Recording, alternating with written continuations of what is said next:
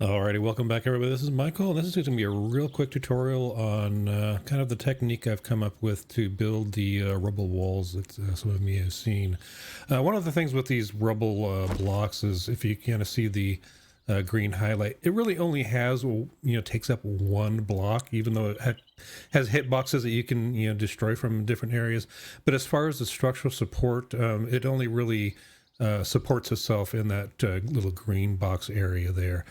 So in order to make these kind of wall structures, you have to kind of build a underlying structure. And the best technique I've come up for that is to just use these, they're called the 0.025 1/2 centered pillars. They're small enough and they kind of match the rebar that you would see in the wall itself, so it blends in really well. So basically what I'll really do is I'll just go ahead and just make a lattice structure just made out of these small rods here. And we'll just go ahead and let me get over to the side so I can see my handles a little bit better. We'll just go ahead and do that and use my L-fill. So now basically I have a wall of these rods. And now what you can do is once you've got that set up, you do your advanced rotations on these pieces, and then you want to use the shift left button click to, you're basically replacing each of these lattices. Now you don't need to replace all of them because these do overlap, so you can randomize your orientation, and you want to make sure you kind of highlight one of those so it's connecting, and this will keep everything all tied together, even though these rubble blocks, the green area isn't attaching to anything else. They are attaching to the surrounding lattice. And then you just go around and randomly throw stuff in here. You can do the other. There's basically three different rubble blocks that I'm using.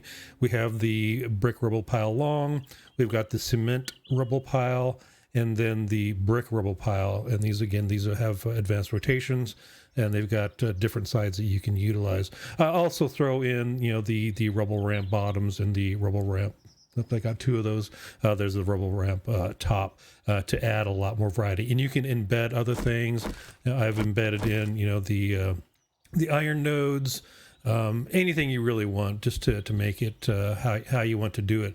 And again, you can what I've done for a couple of things is, I will throw some of these in here on a horizontal to give the player something to jump on. Well, I accidentally replaced that one, but you can give them shelves that they can jump up onto as they go up the wall.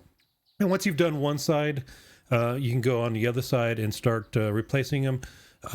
You will oftentimes accidentally replace one of the ones over here because you might accidentally actually click on the box where that one is attached. But you just have to go back and forth from side to side and just kind of fill them back in again. Come on. And it's very stable. Now these blocks really don't have a lot of hit points. Having a problem getting that one. I think they've only got like 200 hit points each, so it's not something that is you would want to use as a base. But again, it's a decorative type feature that you can do all kinds of pretty groovy stuff with.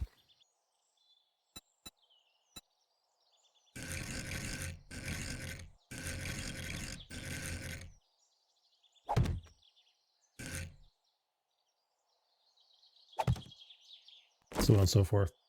And then, once you're done, if you see any of these exposed rods, you can go ahead and eliminate them.